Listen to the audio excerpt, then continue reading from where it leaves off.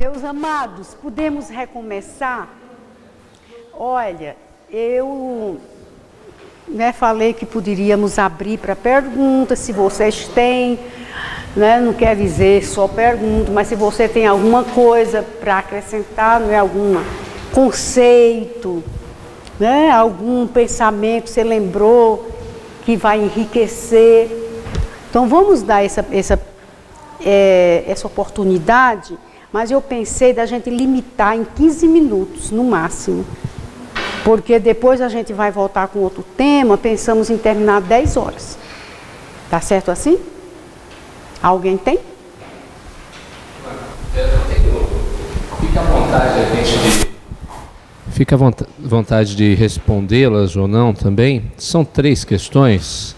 Se você prefere que eu vá falando uma, responde, ou fale as 3? Eu acho melhor de uma em uma, Uma. Então, minha primeira questão, na fala da irmã, obviamente que você falou sobre questão de protesto. Eu posso estar enganado, me corrija, fique à vontade. E nesse determinado momento a irmã falou sobre protesto em relação a gênero. Aí fiquei assim, sobre gênero, o que seria esse protesto em relação à discriminação de gênero? Porque eu fico preocupada, claro, nem estou dizendo que é a maneira que a irmã pensa, mas a sociedade diz hoje que qualquer fala contra esse tipo de coisa já é uma maneira de discriminar. E aí a abrangência fica muito grande. Não sei se a irmã podia falar alguma coisa sobre isso em primeiro lugar.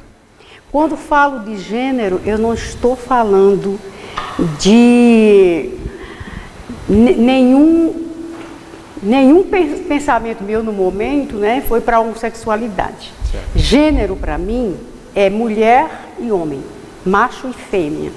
Então a discriminação de gênero é uma realidade na sociedade brasileira, latino-americana, Há uma ascensão da mulher na sociedade, dentro da igreja, há uma ascensão. Temos a mulher na presidência da República, mas nós ainda temos problemas de discriminação da mulher. Isso é um fato social. E isso interfere no meio eclesiástico.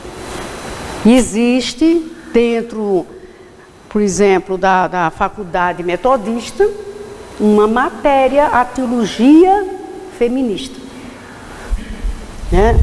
A teologia da mulher. Tenho mais de 40 anos de ministério, nunca levantei bandeira feminista, não adoto nenhum desses princípios. Trabalho com mulheres também, faço parte de 2 redes de mulheres. No Betel Brasileiro oferece um curso de 1 ano, só 1 ano, apenas uma vez por semana, só para mulheres. É o curso de capacitação para o Ministério Feminino. Aí uma delas disse, mas Valina, por que a gente queria que nossos maridos também pudessem fazer esse curso? Porque as matérias, elas não estão dando uma diferenciação para a mulher. Eu digo, sabe, nós queremos capacitar as mulheres porque muitas vezes dentro da igreja depende do segmento evangélico. Nós temos hoje, eu gosto de lembrar Iovaldo Ramos, quando eu falo isso, que nós temos hoje uma igreja multifacetada. Nós não temos uma face da igreja evangélica. Ela está com muitas faces. Há muitas formas de se ver a igreja. Então há certos segmentos da igreja brasileira onde a mulher não tem oportunidades, ela é para tomar conta das crianças e ser dirigente do ciclo de oração. Por quê? Porque a mulher não pode subir o púlpito. Há igrejas históricas também que têm certas restrições. Eu não quero entrar em questão de ordenação. já me falaram muitas vezes, não vale nem porque você não é pastora. Eu vivo pregando, ensinando. Minha missão é, não é, eu dirijo o seminário, mas meu dom é ensino e pregação. Minha agenda é cheia, porque Deus me deu o dom e me deixou solteira para o exercício do dom, de forma exclusiva. Mas eu nunca quis ser pastora. Tem gente que me chama pastor, não. Por quê? Porque eu não tenho dom. É como eu falei antes, né? Para mim, o ministério é exercício do dom. Eu não tenho dom pastoral. Pregar não quer dizer ser pastor. Bem, para resumir, eu me referi não à questão homoafetiva. Eu me referi a homem e mulher, macho e fêmea. A segunda coisa, a irmã falou sobre a questão de mudança de método. Eu me lembrava enquanto a irmã falava sobre a parábola de Kierkegaard sobre o palhaço, né? Não sei se a irmã conhece essa parábola do palhaço. A cidade o circo está pegando fogo e o fogo está ameaçando se alastrar até a cidade. Então o dono do circo levanta-se e diz: alguém precisa avisar, senão tu não vai morrer queimado lá. Ele procura alguém, procura, o que ele acha é o palhaço paramentado, né? E diz: vai lá e avisa. Em resumo da ópera, a cidade ficou queimada porque ninguém acreditou naquilo que o palhaço disse, porque ele estava paramentado e a mensagem não combinava com o que ele era ou o que ele queria apresentar naquele momento. Então, eu só estou perguntando no sentido, eu sei que realmente às vezes o nosso método precisa ser repensado. Mas, por exemplo, conheço algumas igrejas onde hoje se tem a perspectiva da apresentação do Evangelho por um palhaço paramentado. Foi até por isso que eu trouxe a questão aqui, né? Então, a minha preocupação é que, por exemplo, Aristóteles falava sobre a questão da comunicação num sentido de ethos, o logos e o pathos, referindo ao ethos como a maneira como a gente se comunica e dizendo que a comunicação não é somente aquilo que falamos ou mostramos, mas nós mesmos estamos trazendo um tipo de comunicação.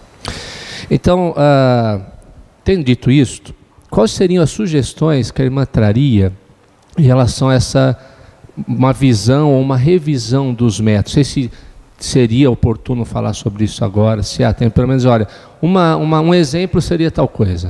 Não sei se a irmã poderia falar. Olha, quando você trouxe a questão aí do palhaço, né? Acho que está essa figura, né? Está não ligada a um método, mas a uma representação, né? Uma representação. Infelizmente, a gente tem muitas figuras dentro da igreja que a gente não pode dar crédito a elas, né? A questão do estereótipo, né? De um líder, de um estereótipo, de um pastor, né? E a pastora também, né? Então, existem essas coisas aí. Mas, quando eu falo de método, eu estou lembrando que nós não devemos copiar métodos. Isso eu deixei bem claro, né? Mas nós devemos buscar uma metodologia de trabalho, uma estratégia de trabalho para que a igreja cresça e haja uma igreja saudável. Então, qual é esse método? Então, nós falamos que nós temos a tendência, né, de copiar. Então, eu vou lembrar 3 métodos que hoje no Brasil muita gente tem copiado. Eu não estou contra o método, mas a minha ênfase é: eu devo buscar o método apropriado para a minha comunidade, apropriado para o nível do meu povo, apropriado para o contexto onde minha igreja está inserida. Eu não posso pegar, aí vem o primeiro método, que é chamado né, tem muita gente caminhando em direção, né, com esse método, a igreja com propósito. Então, um livro, né, do Warren, ele trouxe para o Brasil assim, uma novidade. Então muita gente comprou e vamos agora, minha igreja é igreja com propósito, e caminhou com todas as diretrizes que ele dá no seu livro. Conheço uma igreja que cresceu muito bem, se estruturou com o método e está produzindo muito. É um método, né? Agora, por que está produzindo em alguns segmentos da igreja? Quer dizer que esse é o método que eu devo ter, que vai fazer minha igreja crescer? Então, eu preciso avaliar. Todo método é humano. Então, não é princípio. E é essa minha questão, sempre que eu falo esse assunto. Nós temos uma grande tendência, fraqueza, de confundir método com princípio. O método é um método, não é um princípio. O princípio bíblico, eu não posso abrir mão dele. O método, eu posso ter variados, né? Desde que eles tenham um embasamento bíblico, desde que eles possam ser comprovados como uma forma acessível e contextualizada para a minha igreja. Outro método que o G12 trouxe, né? Muitas igrejas até históricas se voltaram para o G12. Então, eu ouvi um aluno da minha, lá do seminário, dizer, olha, meu pastor disse que agora descobriu o que é que faz a igreja crescer. Eu disse, como descobriu? E o que é mesmo que faz? E ele descobriu, e o que é que faz mesmo crescer? A igreja em células. Meu querido, a igreja em células é um modelo da igreja primitiva. E não há uma descoberta agora para poder dizer, vamos colocar as igrejas em grupos pequenos, porque é assim que cresce. Não é uma novidade. A igreja primitiva vivia nos lares, não é? É um método excelente, Conheço a igreja presbiteriana independente, presbiteriana do Brasil, batista da Convenção Brasileira, batista da Convenção Nacional, trabalhando com células. E elas dizem, mas não G12. Porque o G12 trouxe distorções que confundem e também que denigre, né, a teologia bíblica, né? Então, a questão da célula ou grupos pequenos é um método excelente. Agora, eu não preciso copiar o jeitinho do G12 para poder dizer que a minha igreja vai crescer, não é? Terceiro, grupos, esse método de crescimento da igreja, deixa eu me lembrar aqui, que agora eu esqueci. O G12, a igreja em célula, e vocês têm outro método aí em mente?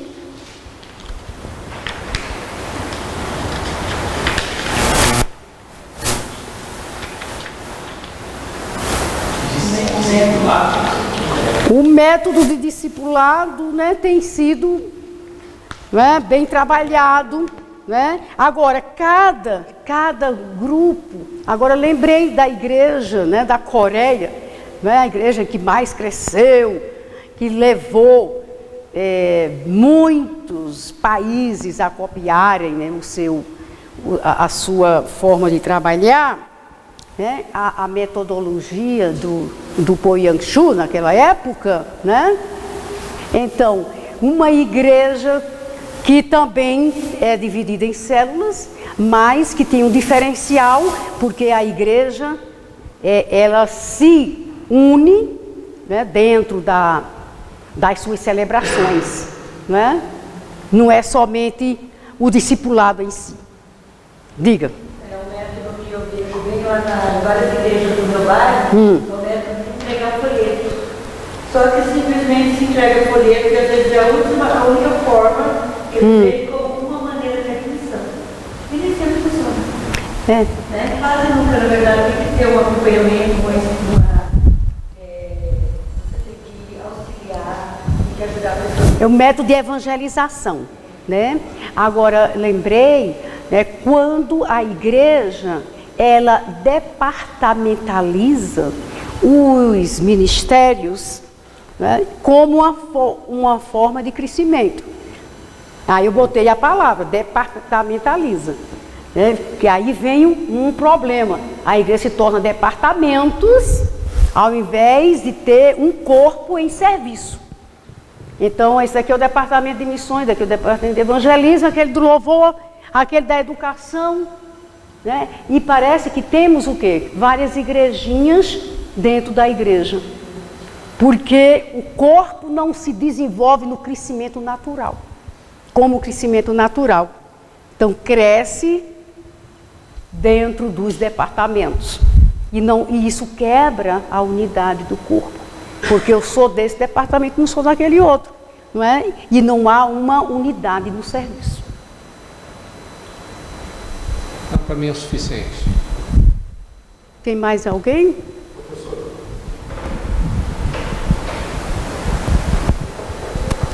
Eu queria que, eu não ia fazer pergunta, mas estou lembrado aqui, que a senhora passasse um pouco melhor para nós a questão do perigo do crescimento.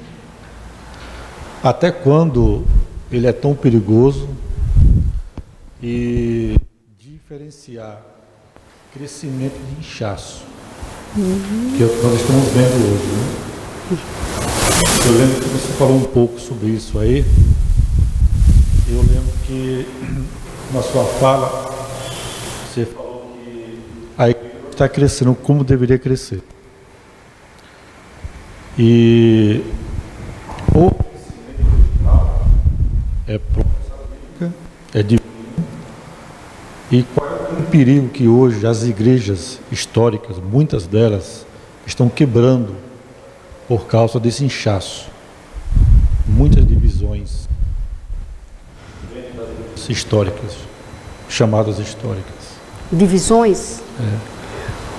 Olha, eu vou avaliar historicamente, porque eu preciso trazer um pouco lá de trás, né?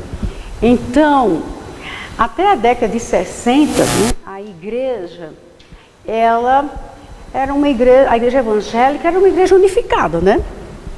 Não tinha essas distinções, igreja histórica, igreja pentecostal. No Brasil, o movimento de renovação espiritual tinha as igrejas Assembleia de Deus no Brasil, completou 100 anos. Mas eu estou mostrando que na década de 60 começa um movimento de renovação espiritual. Não é isso? Esse movimento de renovação atingiu as igrejas históricas e houve uma grande divisão. Então, Igreja Batista da Convenção Brasileira são as históricas. Igreja Batista da Convenção Nacional são os renovados.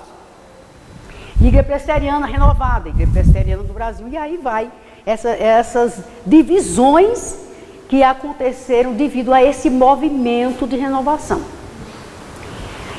Essas divisões, elas se perpetuaram, mesmo que o movimento carismático, ele começou a perder essa linha divisória entre histórico e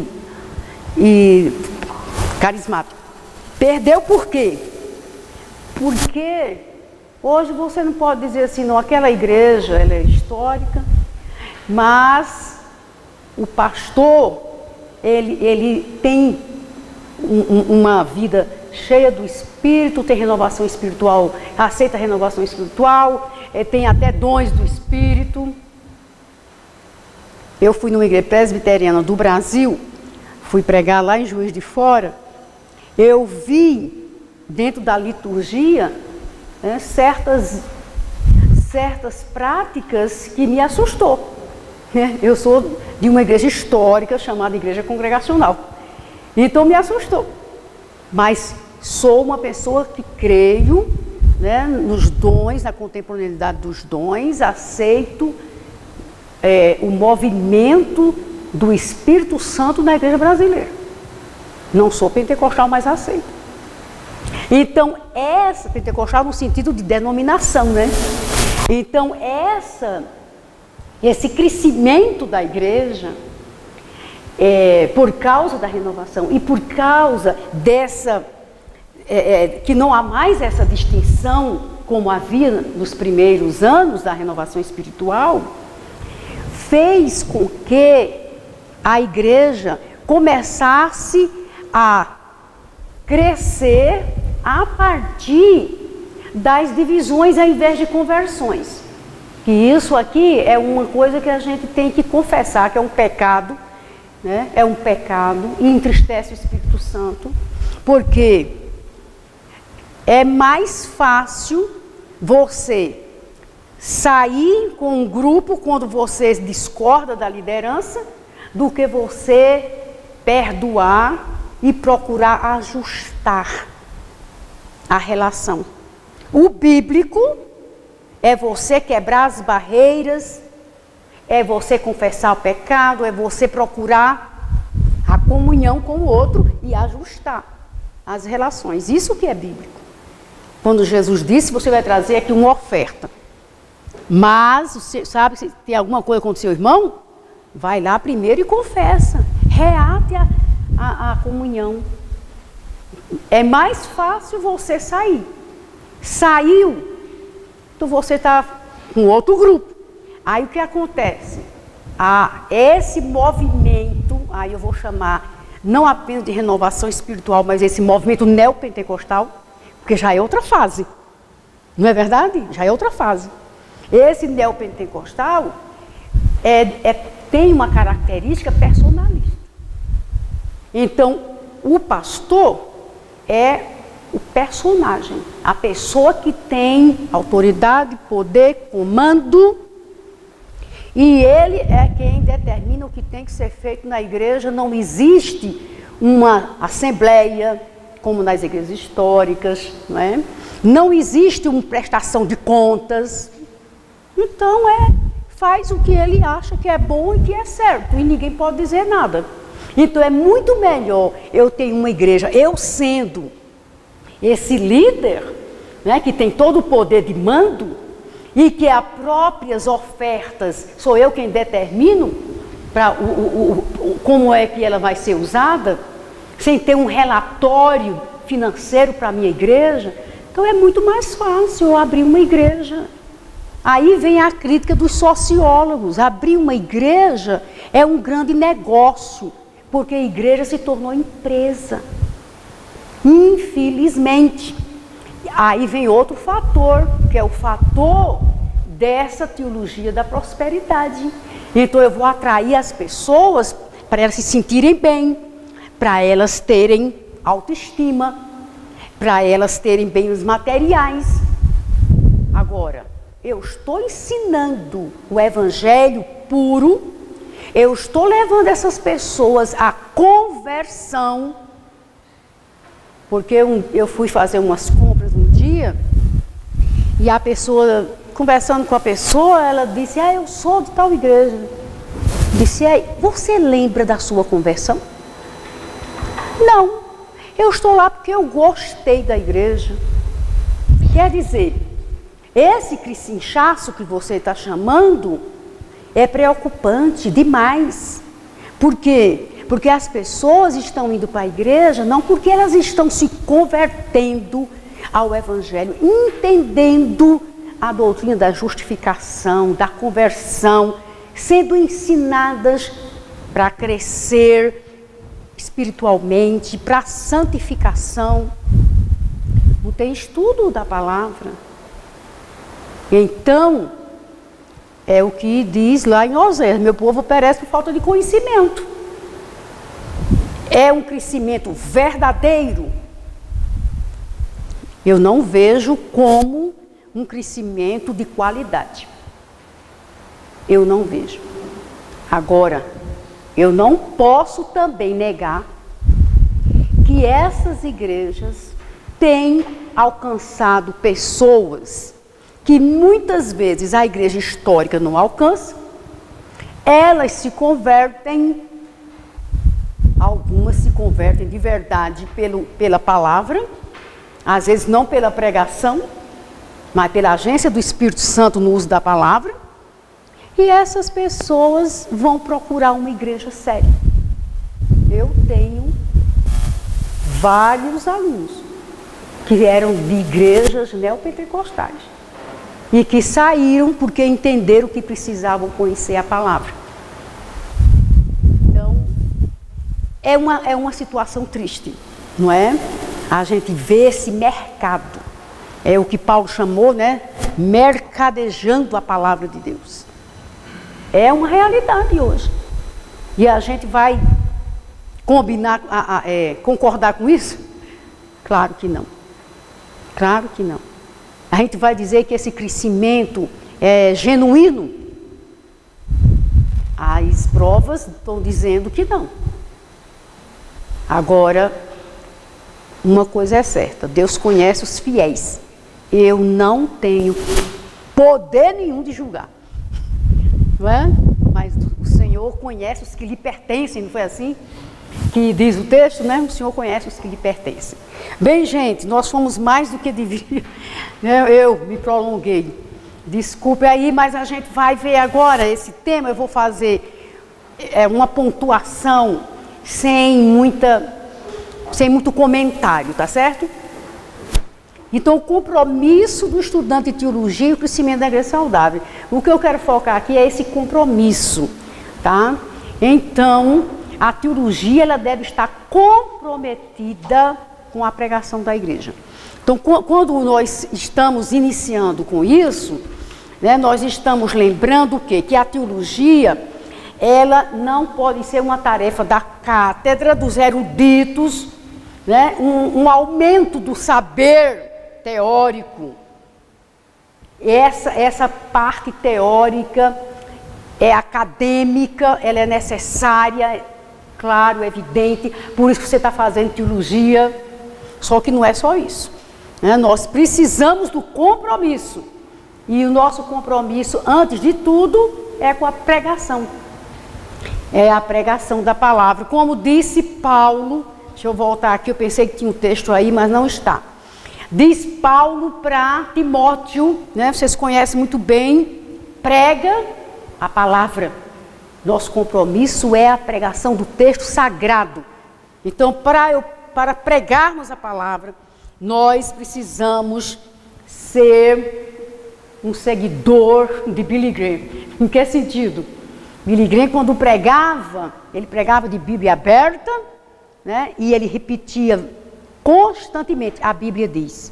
Então eu não tenho mensagem, mas a Bíblia diz, né? Não são meus argumentos, mas é o que a Bíblia diz. Então essa aí é um ponto, né, que a gente precisa lembrar, que nós devemos dar prioridade à pregação, porque nós estamos sob um juramento, uma conjuração solene. A palavra no original mostra uma conjuração solene, quando Paulo diz, né, que o Timóteo deveria estar perante Deus, solenemente, para ouvir. Deixa eu ver aí o texto melhor, né? Na presença de Deus e de Cristo Jesus, que há de julgar os vivos e os mortos por sua manifestação e por seu reino, eu o exorto solenemente. É uma exortação solene. Há uma conjuração aí. Então, o que nós observamos na igreja brasileira, um analfabetismo bíblico. E quando eu estou falando isso, meu irmão, eu não estou dizendo somente das igrejas neopentecostais, não. Porque nós temos mais facilidade de acusar, de apontar, nesse sentido aqui, os neopentecostais. Mas eu conheço muitas igrejas que também não estão sendo fiéis no ensino da palavra. Pastores que contam historinhas no púlpito. Não é verdade? Pega o texto, abre, lê o texto e não se refere mais a ele. Diz aquilo que vem à sua mente, argumenta de acordo com as suas convicções pessoais. Às vezes não é nem convicção pessoal, né? Porque convicção de verdade é uma coisa diferente, né? Às vezes é apenas uma apreensão pessoal de uma verdade. Então nós precisamos chorar com relação a isso aqui, né? Precisamos de uma volta à reforma. Precisamos buscar o texto sagrado, priorizar o ensino da palavra de Deus. Segundo, a teologia deve possuir uma linguagem bíblica. Aí você pode dizer, mas isso aqui não está sendo, não está se sobrepondo à mesma questão, né? Teologia deve ter uma linguagem bíblica. O que é que nós queremos dizer com isso?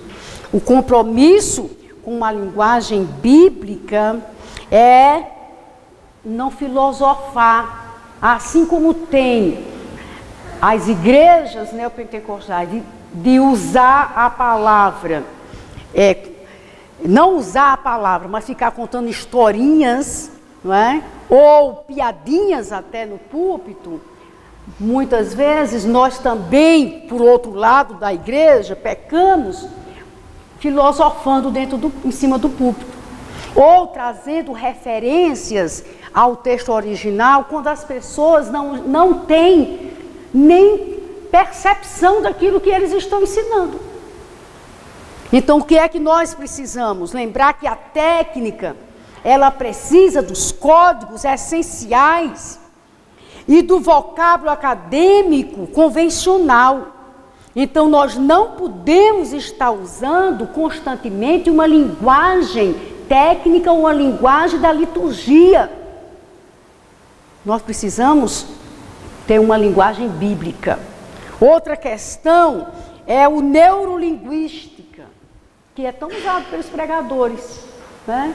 A neurolinguística ajudou a muitos comunicadores da palavra, né? Dominando as massas com a palavra de autoajuda.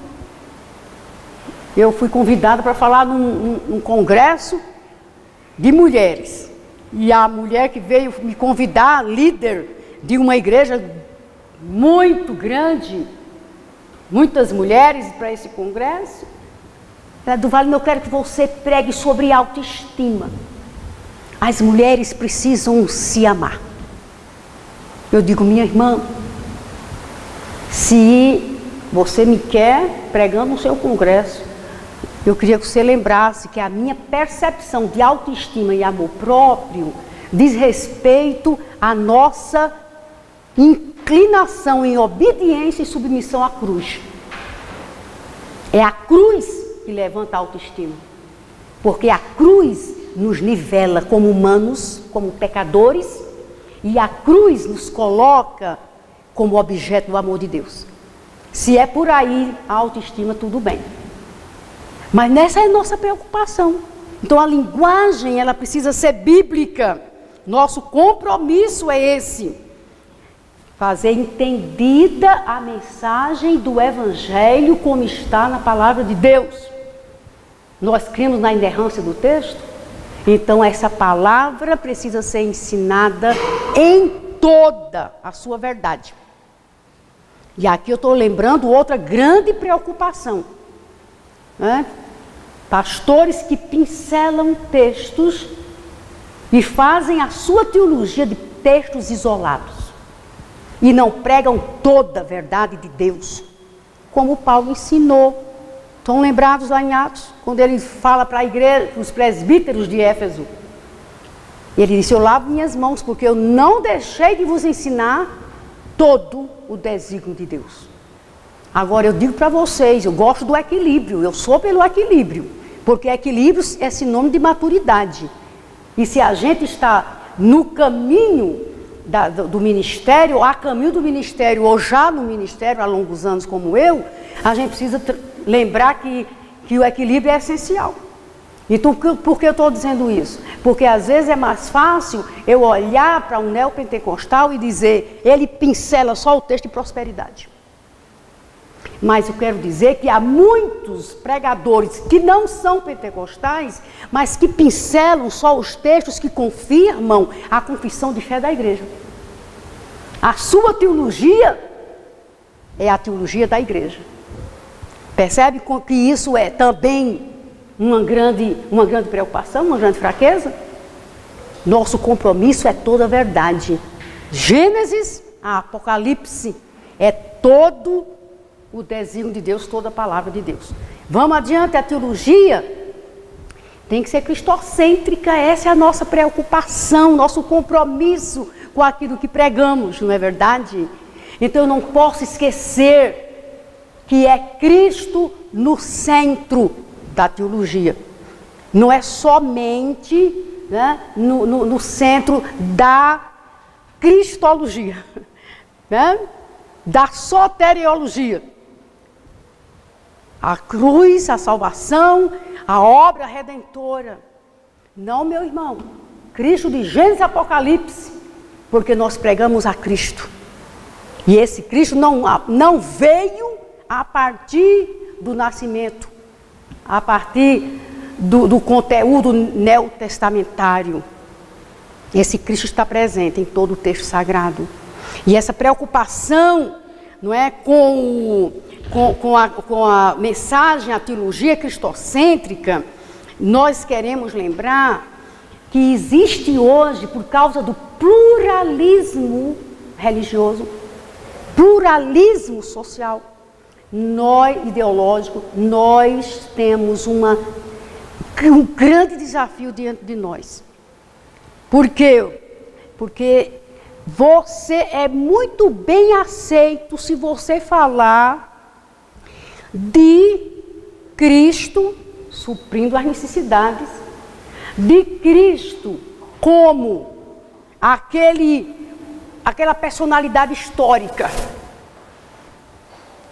Mas o mundo hoje não está mais crendo nem aceitando a manifestação de Jesus, como nós cremos nos evangelhos. E a nossa tendência é manipular ou dar um trato nessa imagem, camuflar. Parece que é Cristo, mas não é Cristo, não. É a solidariedade. Eu sou vice-presidente de 2 missões. E quando estamos em treinamento com os missionários, a minha preocupação, quando eles vão sair para o campo com missão integral, a minha preocupação é dizer: pregue e revele Cristo. Porque se você vai para um país fechado, você não pode falar do nome de Jesus. Você não pode falar do evangelho abertamente. Tudo bem. Mas por que você está lá? Para uma obra social? Uma obra humanitária? Você percebe? Solidariedade é a palavra-chave do nosso século. Então, ser solidário é muito fácil. Todo mundo quer ajudar o necessitado, quer olhar para aquele que está carente, né? Quer fazer trabalho na Cracolândia, graças a Deus. Porém, com a vestimenta de solidariedade, esquecendo o mandato de Cristo, aí não dá. Aí eu lembro do Dr. Horton, quando ele falou em uma conferência aqui no Mackenzie, ele falou do cristianismo sem Cristo, da cruz vazia. E nós estamos caminhando para isso. Você vai falar de Cristo, você é ridicularizado. E eu conversei com um professor de uma escola pública nos Estados Unidos. Ele é professor de música. E ele disse, no Natal, ele prepara o coral para a celebração do Natal. Natal é o quê? Nascimento de Jesus. Porém, ele não pode escolher uma música que tem o nome Jesus. Se ele escolher, ele é chamado pela direção. Por quê? Porque não é possível colocar Jesus como exclusivo. A singularidade de Cristo não é mais um tema aceito nessa sociedade pluralista. Isso está sendo lá, mas não está diferente aqui não. E nós estamos caminhando para isso. Então eu acho interessante, vou lembrar só isso, que é o perigo, né, do Cristo humanizado, é o perigo. Eu quero lembrar o eunuco, quando ele é mandado por Deus para evangelizar Filipe, né, mandado por Deus para evangelizar o eunuco. Filipe encontra ele lendo o profeta Isaías. Filipe não ficou argumentando nenhuma outra questão sobre ele, nem sobre a mensagem. Diz o texto, começando com aquele texto, anunciou Jesus. Então a nossa mensagem tem que ser cristocêntrica. Então vamos mais adiante. O compromisso de priorizar a palavra, porque ela revela e nos responsabiliza da nossa missão no mundo. É a palavra que nos faz perceber os propósitos de Deus para a sua igreja. Ela resgata a consciência missionária. Então, mais uma vez aqui, porque se eu estou priorizando a palavra, eu não posso esquecer dessa verdade. Ela nos chama para o cumprimento da missão. Conhecer Deus e fazê-lo conhecido. Agora eu quero citar Bonhoeffer, quando ele diz que a igreja, ela é igreja quando ela vive para fora. Quando ela vive para fora, quando ela sai para proclamar a bendita esperança do Evangelho e o plano de Deus para todos os povos. Então, compromisso do estudante de teologia é priorizar a palavra, lembrando que ela nos revela a missão. A teologia bíblica confronta o mundo em crise e apela para a transformação do homem e da sociedade pelo poder do Evangelho. Nós temos que lembrar que o Evangelho, ele não pode transformar apenas o coração da pessoa. Ele começa com o coração. Claro, a transformação é interior. A conversão é a mudança de vida. Porém, o Evangelho faz muito mais do que isso. Porque o Evangelho de Jesus, ele transforma o contexto social também. Ele transforma a sociedade.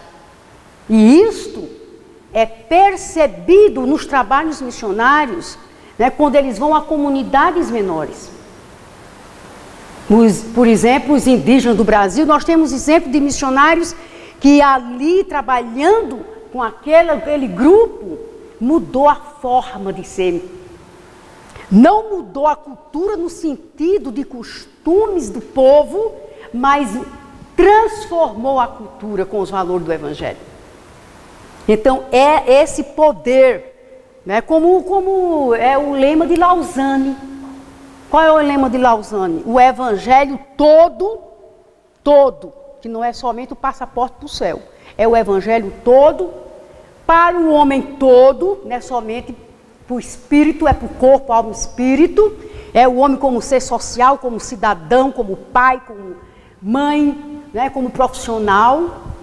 Para o homem todo, porque o Evangelho atinge o homem no seu todo. E para todos os homens. Temos que chegar a todos os homens, porque o Evangelho é para todos. Mais o estudante de teologia deve ser capaz de equilibrar a razão com a emoção. Temos que equilibrar a razão com a emoção. Por quê, meu amado? Porque a teologia não atinge apenas a mente. Ela atinge também o coração. Ela não leva apenas às convicções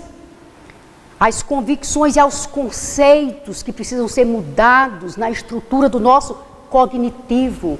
ela também penetra no desejo, na vontade, né? No sentimento. Então tem que unir, né? Tem que unir um ao outro, né? Os teólogos do tempo dos irmãos da Capadócia, no século IV, teologia era revelada nos relacionamentos. A teologia e conhecimento era a mesma coisa. O pensar e o sentir. Isso é necessário a gente unir, porque se o amor de Cristo constrange o nosso coração, como declara o apóstolo Paulo, nossos relacionamentos, eles têm que ser mudados, eles têm que ser trabalhados, eles têm que ser transformados. Então é mente e coração. O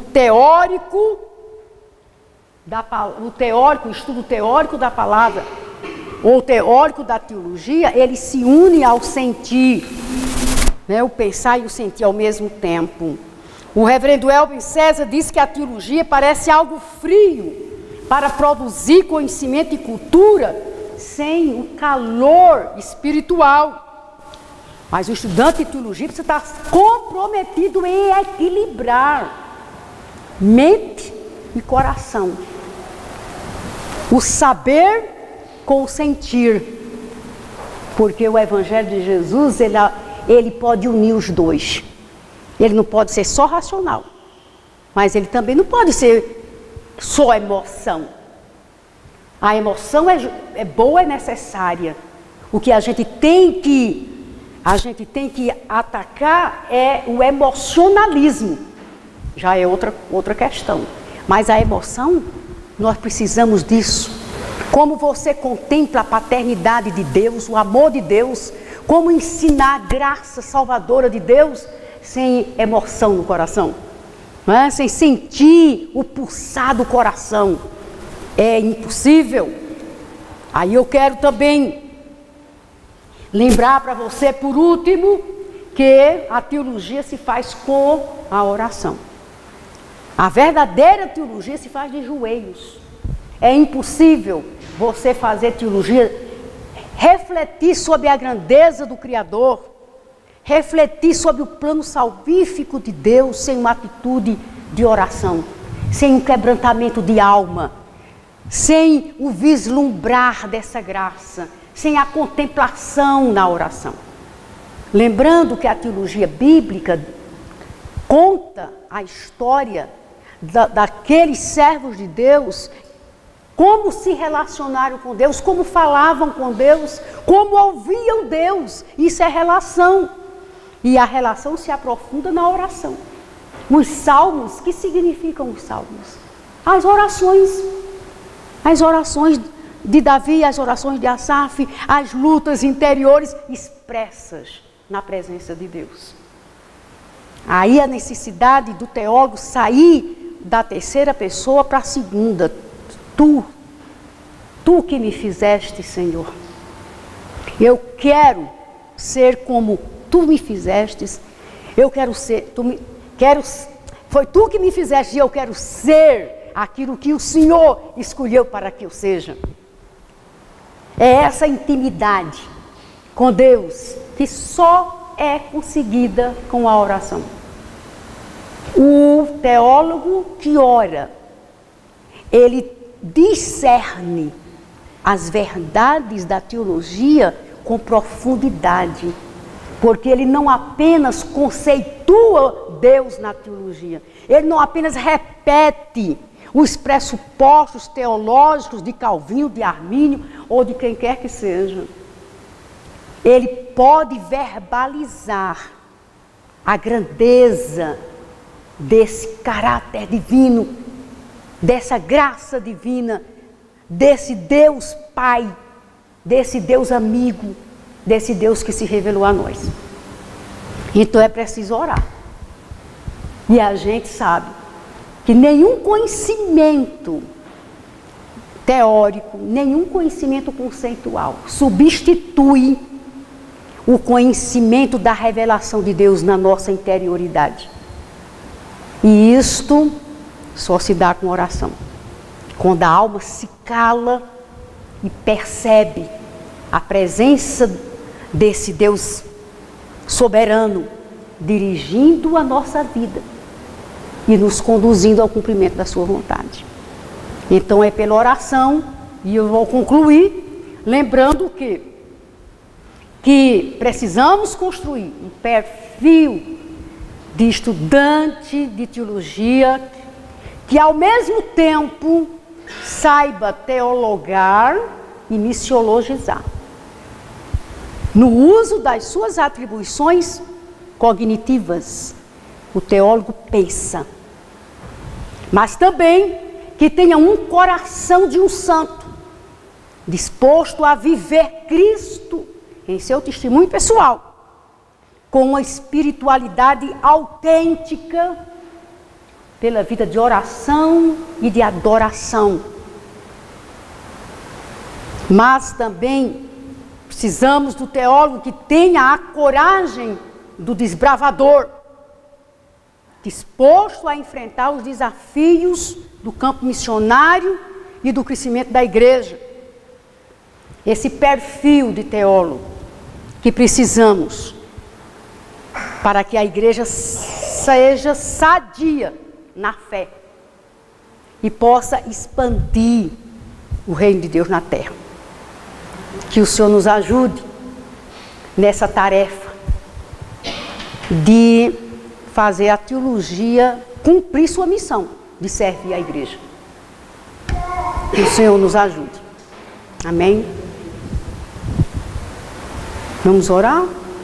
Vamos pedir que Deus nos abençoe. Agora lembrei da frase de Jonathan Edwards, quando ele diz que nós precisamos ter luz na mente e o fogo no coração.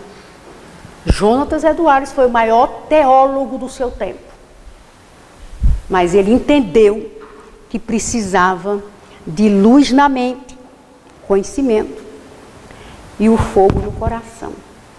A ação de Deus para tornar o conhecimento aplicável, vivido. Ok? Vamos orar sobre isso? Nós queremos, Senhor, ter uma mente ávida para aprender, ter uma mente iluminada.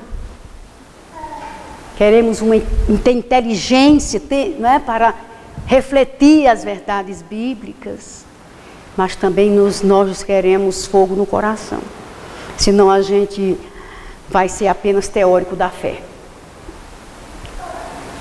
Pai amado, nós agradecemos a Ti pela graça de termos Tua palavra, Senhor. Tua palavra que é viva e eficaz. Tua palavra que é a revelação de Ti mesmo, ó Verbo divino, o Verbo que se fez carne e habitou entre nós. Nós agradecemos a Ti pelo privilégio de estudar Tua palavra. Mas nós queremos, Senhor, que o Senhor nos ajude pelo Seu Espírito Santo, para que o estudo da Tua palavra não se torne apenas teórico, racional. Nós não queremos apenas a teologia no nível da mente, só no cognitivo. Nós queremos, Senhor, as Tuas verdades como fogo no nosso coração.